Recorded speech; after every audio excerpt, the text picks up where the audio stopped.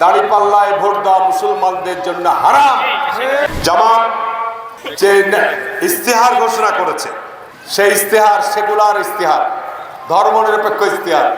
BNP চাইতে কি আর আপনার ইসলামের বড় সেবক অন্য কোনো দল হতে পারে?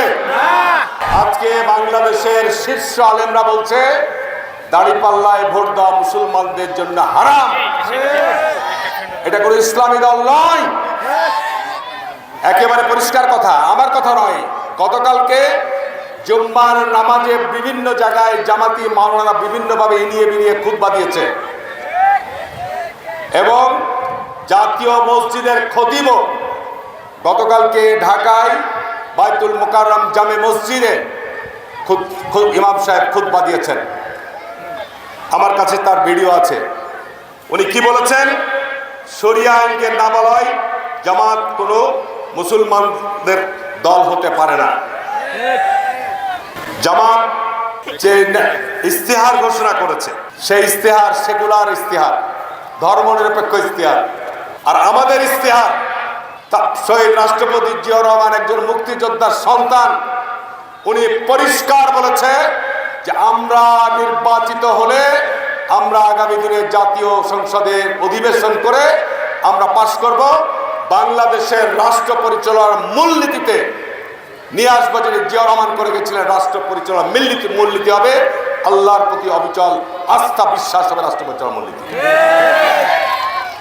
বিএনপি চাইতে কি আর আপনার ইসলামের বড় সেবক অন্য কোনো দল হতে পারে? আমরা ইসলামকে নিয়ে ব্যবসা করতে চাই না, ঠিক না? ঠিক বলছি।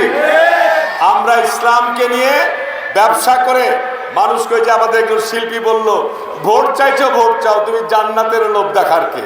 ঠিক না? ঠিক বলছি। জান্নাত কে পাবে কে পাবে না তুমি বলার কে? ঠিক না? ঠিক। এখন এই যে আমি বললাম যারা মুনাফেক, পবিত্র কোরআনে আল্লাহ পাক মুনাফেকদের বহু আয়াত নাযিল করেছে। মুনাফেকদের চরিত্র সম্পর্কে আল্লাহ রাসূল বলছে চিনবা কিভাবে? এদের চিনার মধ্যে প্রথম যেটা দফা, সেটি হচ্ছে যখন কোনো কথা বলবে মিথ্যা বলবে। এটি হচ্ছে মুনাফেক চিনার নিয়ম, আপনার সবচেয়ে বড় পরিচয়।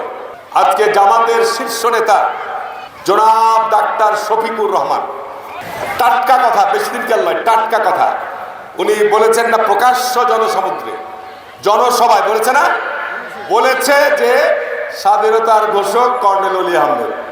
ঠিক না? ঠিক। কথাটা কি সত্য না মিথ্যা? তাহলে জামাতের আমির যিনি প্রধান, তিনি যদি মিথ্যা কথা বলে তাহলে দলটা মিথ্যাবাদী হয়ে গেল না?